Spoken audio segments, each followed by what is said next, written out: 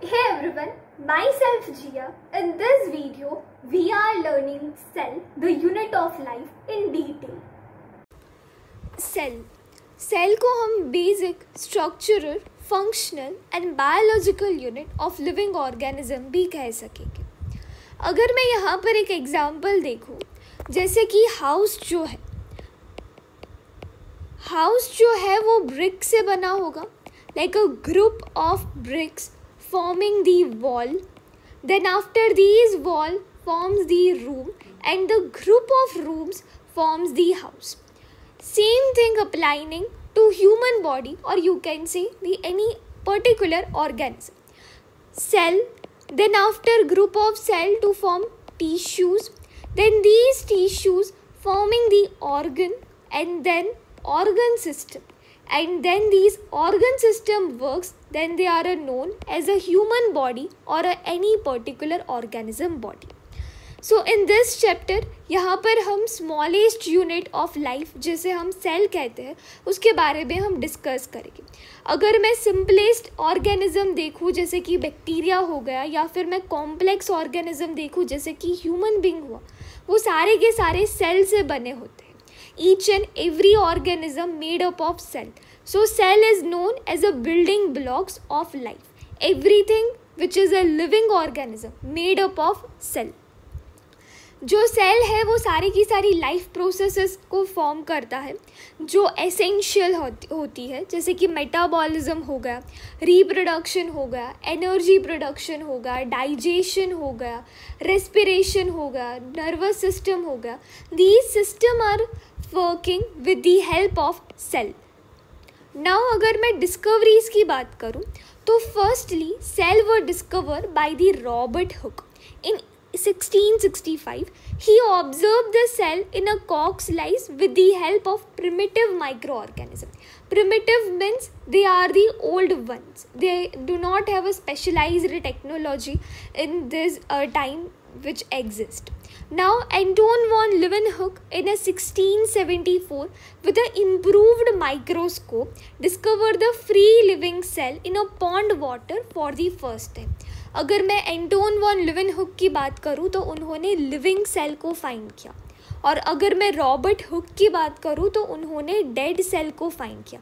ये डिफरेंस याद रखना है, इवन दो जो साइंटिस्ट के नेम है जैसे कि रॉबर्ट हुक हुआ, फिर उनका ईयर हुआ कि 1665, वो भी तुम्हें याद रखना होगा. Then after Robert Brown they discover the nucleus in 1831. Then after in 1839 protoplasm is discovered. Now this protoplasm, they had some differentiated. Protoplasm are the living substance, or you can say living thing. And later on we discover about the cytoplasm. These cytoplasm is present in dead and living both organisms, but protoplasm only present in living things. Now moving forward, cell theory. This cell theory is very important regarding exam point of view. Cell theory that all the plants and animals are composed of cell and that the cell is the basic unit of life was proved by two botanists, two biologists. These are the Schwiden in 1839 and Schwann in 1839. The cell theory was further explained by Virchow in 1855 by suggesting that the cell rises from pre-existing cell. तो यहाँ पर मैं in short बोलूँ तो cell theory जो है, cell theory means कि कैसे सेल जो है वो फॉर्म हुए, वो दो बायोलॉजिस्ट ने बताया था, फर्स्ट श्विडन एंड श्वान. देन आफ्टर दूसरी सेल थियोरी निकल के आती है जो इसका ही एक्सपांड वर्जन होती है, वो वर्चो जो रुडोल्फ वर्चो है उन्होंने बताया था 1855. This topic is done in class 11th in well detail regarding their scientist specific thing, how they discover and all this thing. Then after one important line here, with the discovery of electron microscope in 1940, it was possible to observe and understand the complex structure of cell and the various organelles. ये बहुत ही important line है। Same line जो है वो class 11th में भी है कि इलेक्ट्रॉन माइक्रोस्कोप के आने के बाद जितनी भी सेल के कॉम्प्लेक्स स्ट्रक्चर थे उनकी जो स्टडी है वो बहुत ही ईजी हो गई, जिसे तुम ईजीली समझ भी सकते हो। And then after you also move to another discovery also with the help of electron microscope. Then after we are differentiating organism on the basis of number of cell, कि कौन से ऑर्गेनिज्म के अंदर कितने नंबर के cell है, कितने number present है सेल के अंदर। अगर मैं यूनिसेल्युलर की बात करूँ, unicellular means one cell present. अगर एग्जाम्पल की बात बोलूँ तो अमीबा हो गया, पैरामीशियम हो गया, क्लेमेंडोमोनास हो गया, तो इन सारे के सारे ऑर्गेनिज्म में एक ही सेल है जो सारे फंक्शन फॉर्म करता है, जैसे कि डाइजेशन वो कर रहा है, रेस्पिरेशन वो कर रहा है, रिप्रोडक्शन हो रहा है, नर्वस सिस्टम हो रहा है, वो सबका सब एक ही सेल करेगा। So they are known as a unicellular organism. But अगर मैं कैट्स की बात करूँ, एनिमल्स की बात करूँ, ह्यूमन बींग्स की बात करूँ, तो यहाँ पर एक सेल नहीं होते, यहाँ पर बहुत सारी सिस्टम होती है और इसीलिए हम इसे मल्टी सेलर ऑर्गेनिज्म कहते हैं, बिकॉज यहाँ पर वन सेल नहीं है, बहुत सारे सेल हैं। दे show the division of labour. Division of labour means कि अगर तुम स्कूल की बात कर लो तो सारे के सारे टीचर एक सब्जेक्ट नहीं पढ़ाएंगे। कुछ ऐसे टीचर होंगे जो तुम्हें साइंस पढ़ाएंगे, कुछ ऐसे होंगे जो तुम्हें एसएस पढ़ाएंगे, तो वो सब क्या हुआ, division of labour. Same thing applying to human body और यू कैन से एनिमल्स, कि वहाँ पर भी डिवीजन ऑफ लेबर हुआ। कुछ सेल होंगे वो डाइजेशन करेंगे, कुछ सेल होंगे वो रेस्पिरेशन करेंगे। So they had the specialised cell for doing these kind of thing. और इसीलिए जो मल्टी सेलर ऑर्गेनिज्म है वो बहुत ही कॉम्प्लेक्स है as compare to unicellular organism. Now अगर मैं शेप की बात करूँ या फिर साइज की बात करूँ सेल की, तो यहाँ पर भी हमें डिफ्रेंशिएट दिखेगा।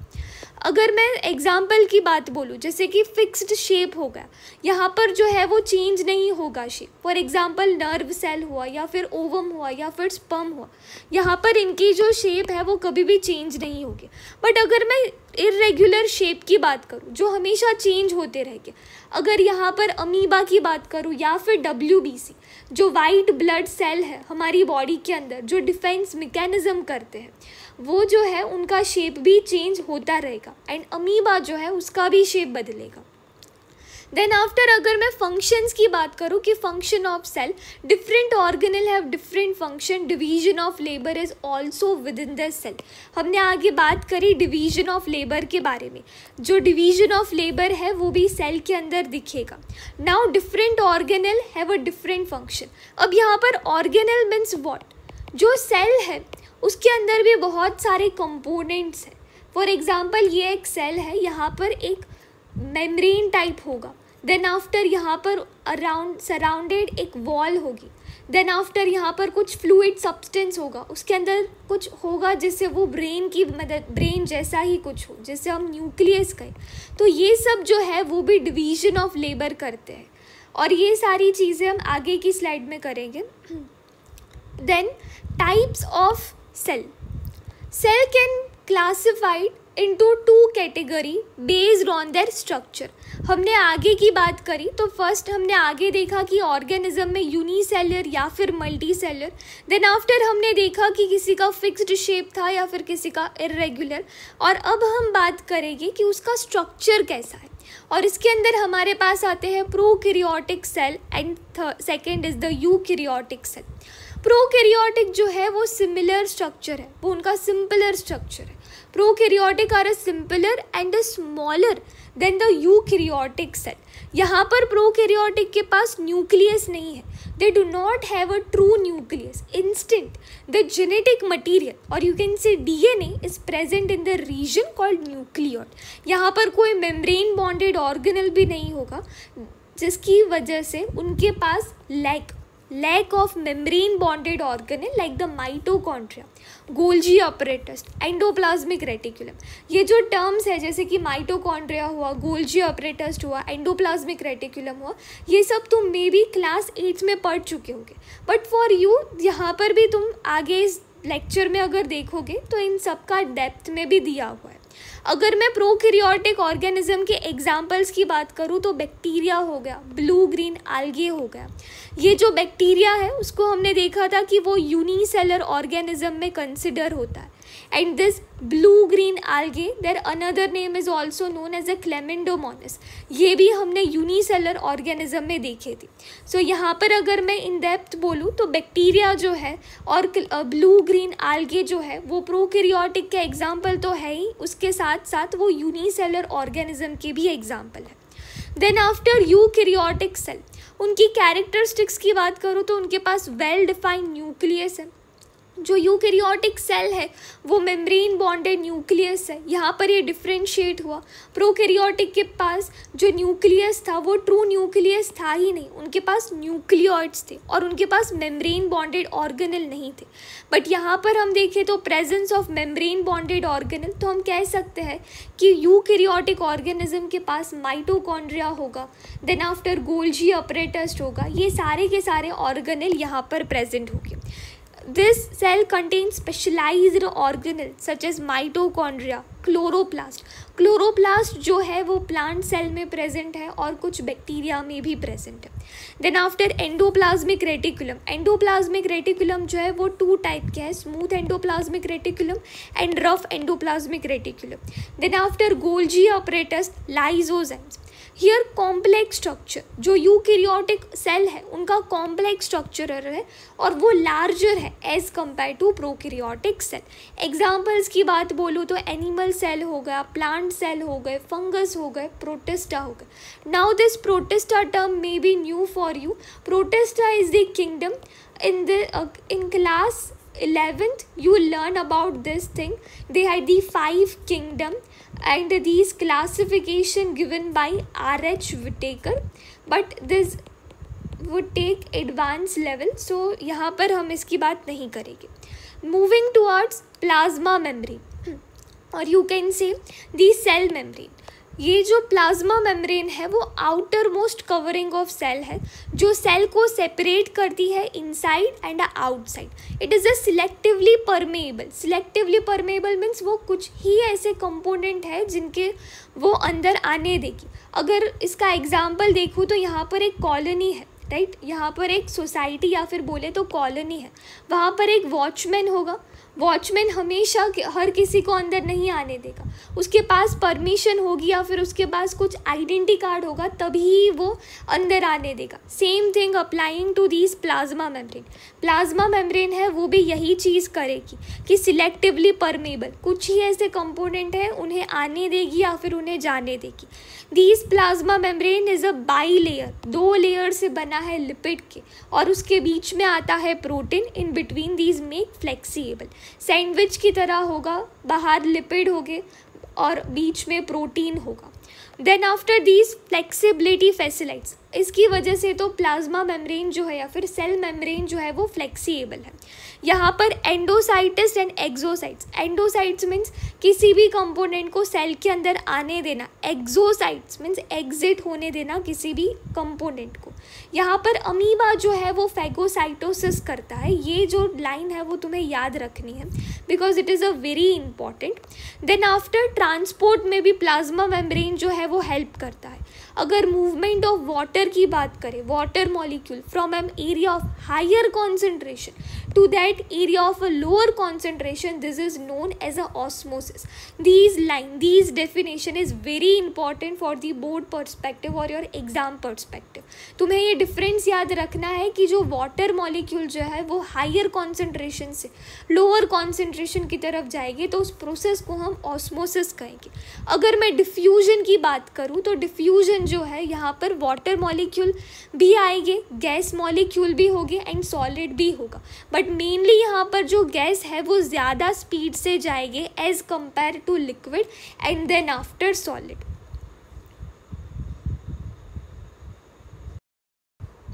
Now these slide or you can say these pages are very important. So first of all we are learning the solutions यहाँ पर हम 3 टाइप के सोल्यूशन देखेंगे. First is hypotonic solution, then after isotonic solution and then hypertonic solution. But ये जो solution है उनका basic जो है उसे हम यहाँ पर देखेंगे कि ऑस्मोसिस के थ्रू ही ये सारे 3 सोल्यूशन फॉर्म करेंगे. सो फर्स्ट मैं हाइपरटोनिक सोल्यूशन से स्टार्ट करती हूँ. If the medium surrounding the cell has a higher water concentration than the cell, meaning that the outside solution is a very dilute, the cell will gain water by osmosis. Such a solution is known as hypotonic solution. ये जो solution है यहाँ पर क्या होगा कि outside में तुम्हें ज़्यादा कॉन्सेंट्रेशन मिलेगा as compare to inside. Means ये एक सेल है, दिस इज सेल. यहाँ पर इनसाइड में तुम्हें बहुत कम कंपोनेंट मिलेगा और आउटसाइड में तुम्हें ज़्यादा कंपोनेंट मिलेगा. तो अब यहाँ पर हमने आगे देखा था कि जो ऑस्मोसिस है वो कैसे ट्रैवल करता है, from higher concentration to lower concentration. So यहाँ पर जो कंपोनेंट है वो कैसे जाएगा, from higher concentration to the lower concentration. Means जो सेल के बाहर के जितने भी कंपोनेंट है वो सेल के अंदर आएंगे. The same thing written here also. Water molecule are free to pass across the membrane in both direction, but more water will come into the cell than the leaving the cell. The net overall result is water entering the cell. The cell is likely swell up. यहाँ पर जब भी ऐसे solution में change आएगा, यहाँ पर जब भी सोल्यूशन में चेंज मीन्स कि यहाँ पर कंपोनेंट में चेंज आएगा तब जो सेल का जो शेप है वो भी चेंज होगा. अगर मैं हाइपोटोनिक सोल्यूशन की बात करूँ जिसके अंदर बाहर की साइड मीन्स आउटसाइड में ज़्यादा सोल्यूशन है, तो यहाँ पर अगर देखें तो सेल की जो शेप है वो भी चेंज होगी, एज अ स्वेल अप हो जाएगा. देन आफ्टर अगर मैं आइसोटोनिक सोल्यूशन की बात करूँ, आइसो का मतलब ही होता है सेम. ये तुम्हें ध्यान रखना होगा कि iso means same. This solution के अंदर तुम्हें सेम वाटर कॉन्सेंट्रेशन मिलेगा सेल के अंदर और बाहर. यहाँ पर कोई भी चेंज नहीं होगा अक्रॉस दी मेम्ब्रेन. अगर सेल के कंपोनेंट में ही चेंज नहीं होगा, सेम होगा वाटर का कॉन्सेंट्रेशन, देन यहाँ पर जो सेम क्या रहेगा उसका शेप भी रहेगा. तो तुम कह सकते हो कि आइसोटोनिक जो है यहाँ पर शेप का चेंज नहीं है, ड्यू टू यहाँ पर कॉन्सेंट्रेशन जो है वाटर का वो सेम है. Third solution is the hypertonic solution. Hypertonic solution जो है वो अपोजिट है, opposite from the hypotonic solution. हमने आगे देखा था कि जो हायर कॉन्सेंट्रेशन है वो कहाँ पर होगा, आउटसाइड में, और लोअर कॉन्सेंट्रेशन कहाँ पर होगा, इनसाइड. तो उसे हम हाइपोटोनिक सोल्यूशन कहेंगे. बट अगर मैं हाइपरटोनिक सोल्यूशन की बात करूँ तो यहाँ पर आउटसाइड में कम रहेगा और इनसाइड में ज़्यादा रहेगा. So concentration travels from higher concentration to the lower concentration. So यहाँ पर सेल जो है वो लूज़ करेगा अपना वाटर और सेल का जो शेप होगा वो श्रिंक हो जाएगा. So maybe these 3 solution, this 3 definition are very important from the exam perspective, from MCQ perspective. So तुम ये ध्यान में रखना. देन आफ्टर हम कुछ लाइन्स डिस्कस करेंगे. Unicellular fresh water organism and most plant cell tries to gain water through osmosis. Osmosis का यहाँ पर उन्होंने बेनिफिट बताया है. Then after absorption of water by plant root is also example of osmosis. The plasma membrane is flexible and it is made up of organic molecule called lipid and protein. अब हम cell wall की तरफ चलते हैं. Cell wall जो है वो specific है, मीन्स वो प्लांट के अंदर प्रेजेंट रहेगी. बट एनिमल्स की अगर मैं बात करूँ, सेल वॉल एनिमल्स के अंदर एब्सेंट रहेगी. अगर मैं फंगस की बात करूँ तो वहाँ पर सेल वॉल जो है वो प्रेजेंट रहेगी. बट हम स्पेसिफिकली यहाँ पर प्लांट के बारे में बात करते हैं. प्लांट के अंदर जो सेल वॉल है वो सेल्यूलोज से बनी होगी. नाउ दिस सेल्यूलोज जो है वो एक ऐसा कंपाउंड है जो उसे रिजिडिटी प्रोवाइड करेगा. रिजिडिटी मीन स्ट्रेंथ प्रोवाइड करेगा, वो स्ट्रक्चरर एंड स्ट्रेंथ करेगा. और सेल वॉल जो है वो outer most covering in a plant cell. Animals की बात करूँ तो यहाँ पर प्लांट्स एनिमल्स की बात करूँ तो यहाँ पर सेल वॉल प्रेजेंट ही नहीं है. तो एनिमल्स के लिए जो सेल मेम्ब्रेन है वही उनका आउटर मोस्ट कवरिंग हो। बट अगर मैं प्लांट की बात करूँ या फिर फंगस की बात करूँ तो यहाँ पर outer most covering cell wall हो। अब मैं फंक्शंस की बात करूं तो सेल वॉल जो है वो शेप प्रोवाइड करेगा सेल को। अगर कहीं भी कुछ भी हुआ तो भी शेप जो होगा सेल का वो कभी भी चेंज नहीं होगा। देन आफ्टर जो सेल वॉल है वो पैथोजेंस, जितने भी कुछ हार्मफुल बैक्टीरियाज हुए या फिर वायरसेस हुए उनसे वो प्रोटेक्ट करेगा, वो स्ट्रेंथ देगा सेल को।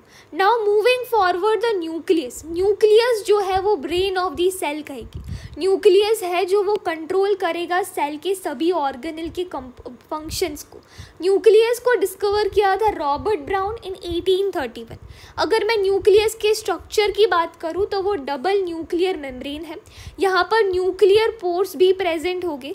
यहाँ पर न्यूक्लियोलस जो है वो डेंस है, but remember this thing, nucleolus जो है उसके पास मेम्ब्रेन नहीं है। This is not a membrane bonded thing. But अगर मैं न्यूक्लियस की बात करूँ तो यहाँ पर वो डबल मेम्ब्रेन बॉन्डेड है।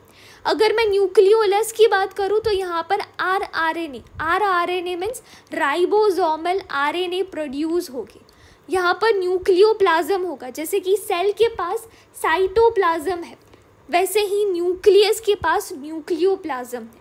वो एक जेल जैसा होगा जो न्यूक्लियस के अंदर प्रेजेंट रहेगा। अब यहाँ पर chromatid and chromosome, these two are a very important.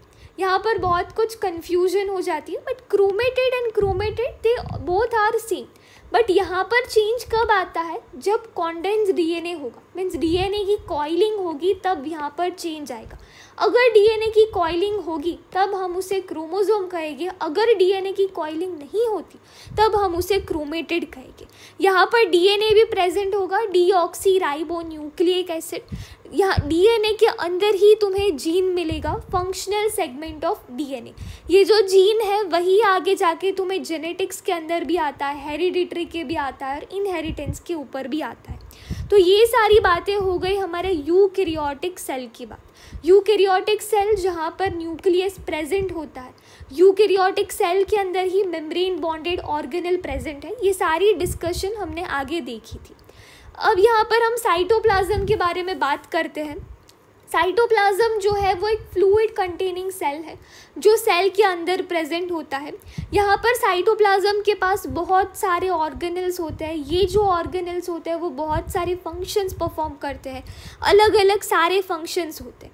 ये एक लाइन है वो बहुत इंपॉर्टेंट है कि viruses lack any membrane and hence they do not show any characteristics of life until they entering the human body and use the machinery to multiply. This is very important thing कि viruses जो है उनके पास membrane ही नहीं है। Now they do not have a membrane, तो अब हम उसे life नहीं कह सकते, अब हम उसे living नहीं कह सकते।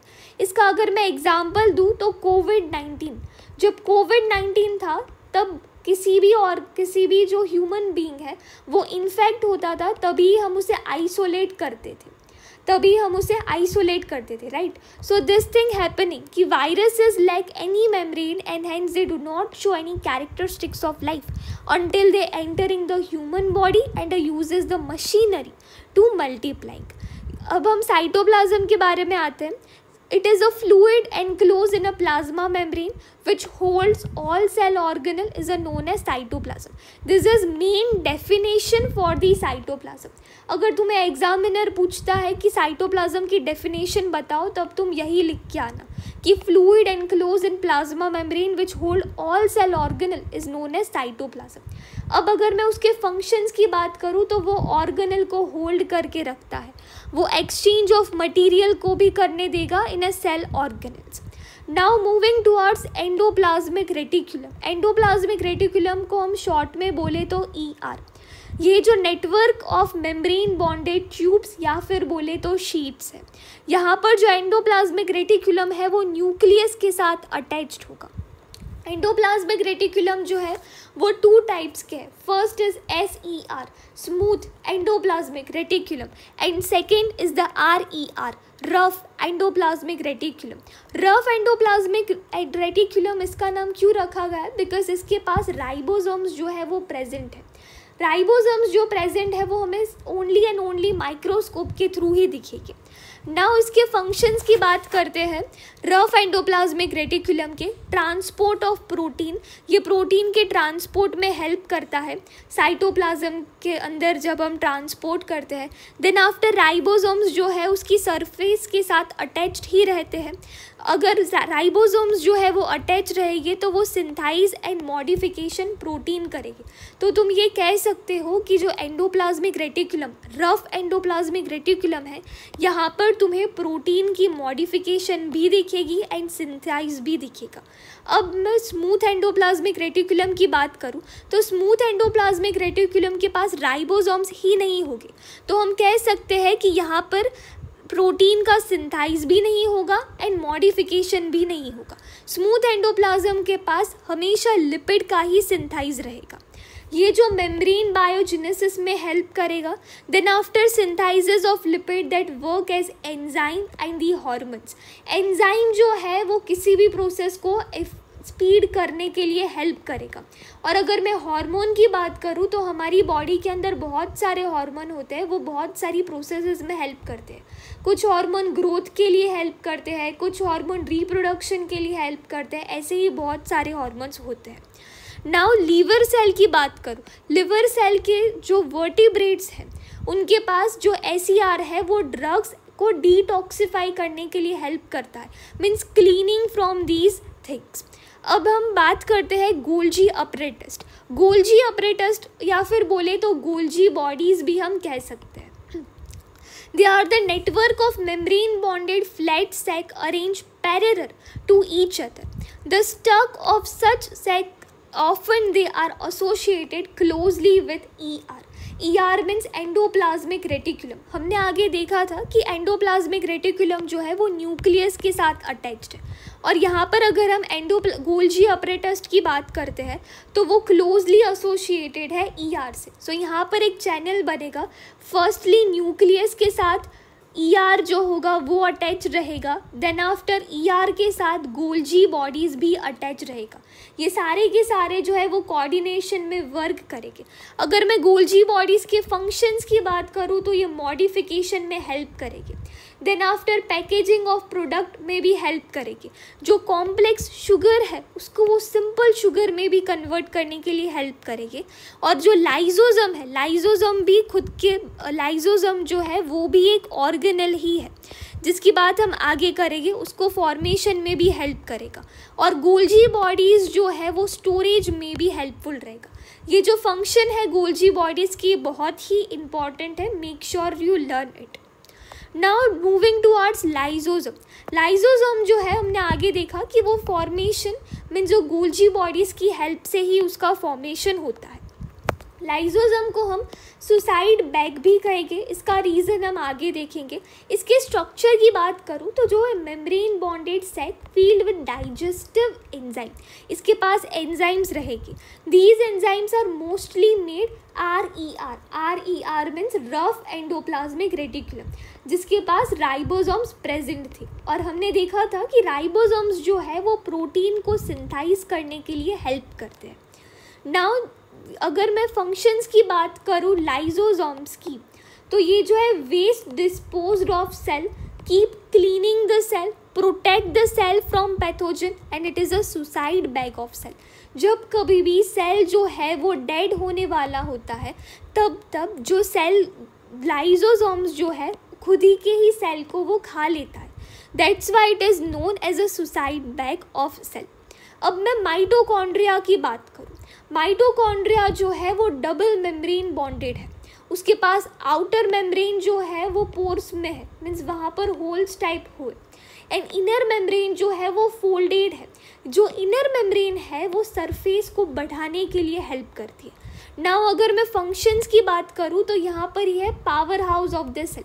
Power house of the cell means cell के पास जितनी भी एनर्जी है वो सारी की सारी माइटोकॉन्ड्रिया ही फॉर्म करता है।